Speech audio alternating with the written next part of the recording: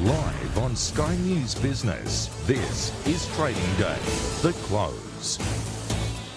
Great to have your company into Live at 5. Top stories this Tuesday, and just finding its footing in the events. Goes through match out and holds that position, less than 1/10% on it for the 200, and led higher today. Fairly broad-based gains indeed. Just one bit of slippage that came through. Guire falls into the staples part of the market. Meanwhile, Saracen out in front. This as Canaccord moves into a buy zone for the stock. Focus though on shaky ground, despite words of comfort from the chair. They're done with happy talk and indeed sold off further still today. And retailers in focus, with Premier sounding a warning that the AGM will be full of fury, with indeed shareholders already told vote down the reappointment of directors.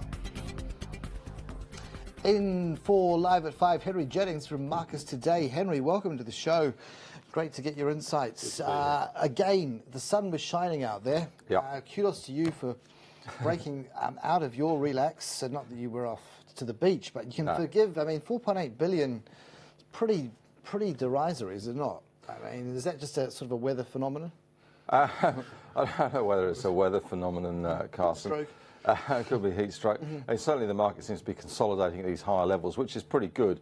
Also bearing in mind that we had some negative leads in from Wall Street last night. So even though we've sort of milled around a bit today between positive and negative, it's been a pretty tight range, and very much stock specific. And we are getting some serious reactions to either broker upgrades or broker downgrades, and also AGM news, which is out at the moment, as well as we head towards that all-important bank reporting season. All right, well, banks will look at it in a tick, but just on Vocus, speaking of the AGM round, and again, desperate pleas, but kind of talk is cheap, is it not, at that point when you've seen your investment go from there to there, hero to zero in relative terms? In relative terms, yes, it has been definitely hero to zero for Vocus.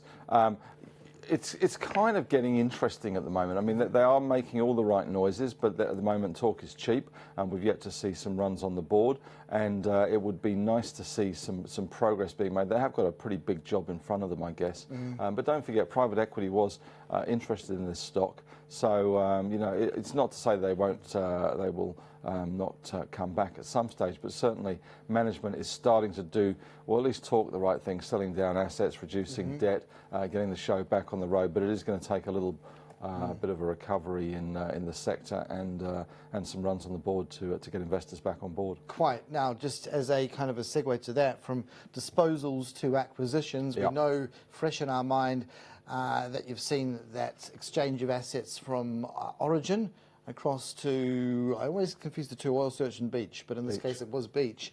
Now, let's just therefore see the bigger picture, because in the next 24 hours we will be reminded, will we not, and this applies as much to corporates as it does consumers, the CPI will print, and at a headline level, energy will be on people's lips for the wrong reasons. Energy has definitely been on people's lips for the wrong reasons for some time.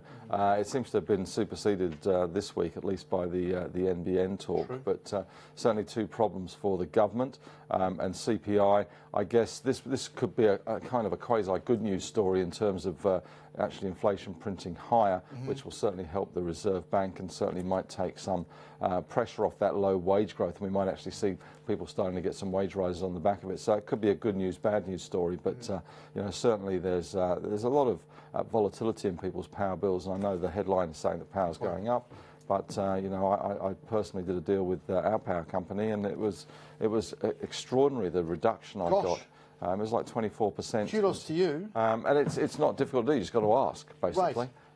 So you know, there are deals out there. So it wasn't rocket science. So I'll be interested to see the CPI tomorrow. Yes. To paraphrase, you know, for evil to triumph, good men do nothing. So here you are, out of the front foot. It took a while. It took my wife to do something rather than me. Still, hats off to the Jennings household. Let's cross live to you know, Pete McGuire, basing our discussion still into the energy piece. There, if you're a marginal producer, the likes of a Santos, you do watch every tick and NYMEX light sweet, and it's currently just on the upward trajectory. Some backdrop to all of this, supply disruptions coming out of Iraq. Oil exports there falling some 110,000 barrels a day for October. Then again, that Kurdistan Iraqi-controlled pipeline into the Turkish port of Sayan, those figures have risen as of Monday afternoon. So what to make sense of that? Push, pull, and evaluate. Pete McGuire live at xm.com. Welcome to the show. There seem to be a couple of paradoxical parts at play here in that hotbed of Mid-East activity. What to make of it? Well, good afternoon, Carson. I think, when you look at the market over the last 2 weeks, it's moved very strongly. It's had very nice movement to the upside. A little bit exhausted now, but 2 weeks of continual growth. Brent, 57.5. WTI just approaching that 52 sort of number. So, it's been a very nice trade. 2 weeks. You've got those outages as far as those political hotspots in northern Iraq. And overall, I think the Saudis and the Russians are playing a very close hand as far as the compliance game and moving forward and towards that OPEC 30 meeting, which is only about 5 weeks away. Right. And basically, to sum that up, the agenda items there ahead of time, what's going to be telegraphed? I think, first off, I think there'll be a further push up. I wouldn't be surprised to see, that maybe a 53 handle for WTI, though it is a little bit exhausted. It might have a little bit of a pullback, but then trend higher. And that's going to position itself very nicely for that meeting. There's, the March 31 is the, as far as they've moved those cuts out to, and I think you'll see an extension of that. And overall, that seems to be the news story, and that seems to be the momentum pushing it higher. So at the present time, if you don't see any geopolitical, you don't see any further production problems, that probably will tell the story leading over the next 4 to 5 weeks. We're sort of in the business end. Meanwhile, if we move across to China, but get a link to how an underpin story might play out in the next 48 hours, because taking to the stage in that space of time, not only Xi, but 7 men, yes, we're reminded of patriarchy writ large of the tiger economy, 7 true and trusted lieutenants to Xi. Whether they're new or old doesn't really matter. The point would be, will there be a growth quotient here that we can key off, that we can bid and confidently say this is an underpin? Well, yes, the China situation and the China storyline, consumption seems to be growing across nearly every sector there. And, we're talking by 2020, I think it'll be 25% larger than the US economy at present. So that gives us some sort of an indication what their growth forecasts are, the overall consumption, and, you roll that across to all matters and forms, be it from energy to electricity and so on. So I think overall the story is fairly strong. And from a consumption side, I think that's probably going to underpin production, as far as these producers being the Russians, the Irans, the Iraqs, and of course the Saudis. It's extraordinary, Henry Jennings. The Guangdong Party chief, is he going to walk out onto stage ahead of the Chongqing region? Because, there's 3 years in it between these two people. The younger one out of Guangdong, a population of 104 million in this province. Get your head around that, number one. Secondly, an advocate of automation as a solution to slowing growth and rising wages. It seems so counterintuitive, urging factories to replace humans with robots. And that's an antidote to slowing growth and rising wages. But did you detect what I said there? Rising wages. They've kind of got this acceleration at play, which is the contrast to us. What do you make of it? Well, I think we're seeing, whenever you buy stuff, it was 5-10 years ago, everything was made in China. But now you're starting to see made in Vietnam, made in Pakistan, made in Bangladesh, made in, there's an awful lot of competing Asian economies now that are lower wages than China. And we're seeing this shift away from manufacturing and production into a more consumer-led society.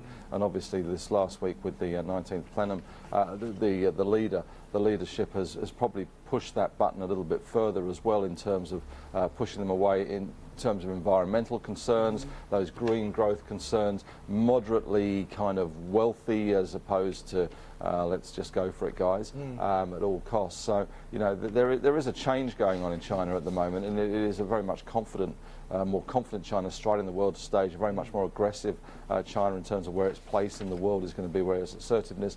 I guess from an Australian point of view, it's going to be interesting to see how those environmental concerns play out during the winter, and it may even be longer in terms of factory closures and mill closures, and that output story for coal and iron ore. So it'll be interesting to see how that plays out. And that's sort of the old energy. But Pete, you also detect an irony that just whilst Elon Musk was strutting his stuff down here, and then as he flew out and left the dust sort of still in the air, fresh to settle, Tesla announces it's building a factory in China as Holden closes its one down under. I mean, there's a paradox, is it not? He's advocating clean energy, but he's putting his plant into China, not here, for cars. Well, exactly. I mean, you know, population base and as far as the appetite over there, they've got so many things against them in the sense of environmentally, pollution, so on. They're very conscious as far as new energies and, you know, electric vehicles are going to play very favourably for them. I think pollution levels are at record numbers across that Beijing precinct at the present time. So, you know, all of that underpins these growth stories and these, you know, entrepreneurs like Elon Musk entering the largest market in the world, and they see where the growth is. So, yeah, I think, you know, from the likes of, you know, the battery producers, it's just going to flow on, and you're just going to see a little bit of a changing of the guard. It'll be interesting to see, you know, driverless vehicles, what impact they have as well, and, you know, the world's going through a massive change over the next 5 to 15 years. And where's our hedge at that same time? Because gold now, bearish positions at their highest level in 3 months. So it's like we're chucking all insurance in the bin, going hell for leather, because this is one runaway train we're told you've got to be on, son. Otherwise you'll miss out. Well, that's it. I mean, you know, the hedgies have just sold off. It's been a very, very solid fall, and you're sitting at that, you know, 1275, 1280 sort of number. It's a short trade, and that seems to be the momentum to the downside. I can't really say where it'll be by Christmas, but I think the issues at hand are: does President Trump announce a new Fed Reserve chair? If Taylor gets the position from Stanford University, the well-renowned economist, then that's going to probably put more pressure on gold to the downside in 2018. So all of these factors need to be considered from a trader's perspective. And I think there's a level of uncertainty. So, you know, it's at the present, there's no real reason to hold gold. It seems to be, you know, the hedgies are all over it. The money managers, they're all just selling, and just, you know, be very wary of it. Henry, do you get a sense that Janet could actually be the Black Widow in all of this? You know, the kind of one that is the most deadly kind of weapon still against Trump, and she might just actually surprise and stay. You know, she's done a pretty good job in very much uncharted waters. But what comes next is even more uncharted. The great experiment in terms of QE and fiscal stimulus is going to be interesting to unwind. So, you know, whoever comes next, and I don't think it will be Janet. I don't think Trump is going to appoint her again. Is there a risk, incidentally, that if she's not appointed, though, she snipes from the sidelines? Because she was an architect, and no architect likes to see that their work deconstructed and really effectively raised, other than the way they would hope it to be done. I don't get that sense with Yellen. Certainly, you know, we haven't seen a lot of sniping from the sidelines from Greenspan and various other past federal chiefs. Every now and then they, you know, they make comments and they talk about irrational exuberance or something. But you don't get the sense with Yellen that she's a very considered, very conservative lady. I don't really think she's going to be doing a sniping from the sidelines a la Australian politics. If anything, it'll be sniping at the boardroom table at PIMCO or some such. I would imagine that's where she will go. Correct. Peter, your thought for the week? Pick a commod, pick a trade. What is it? I think you've got to say continue that fall as far as gold's concerned, and there could be a little bit further uptick for crude, be wary. I think it could be a little bit exhausted. It's a flat week, but these times you've got earnings coming out and all of these impacts can greatly change in US dollar. So let's just see something wild like President Trump announcing, and we could see some big movement very, very quickly, and volatility could return. Okay. Great to talk. Have a good rest of your week. Thank you, Speaking of Carson. wild...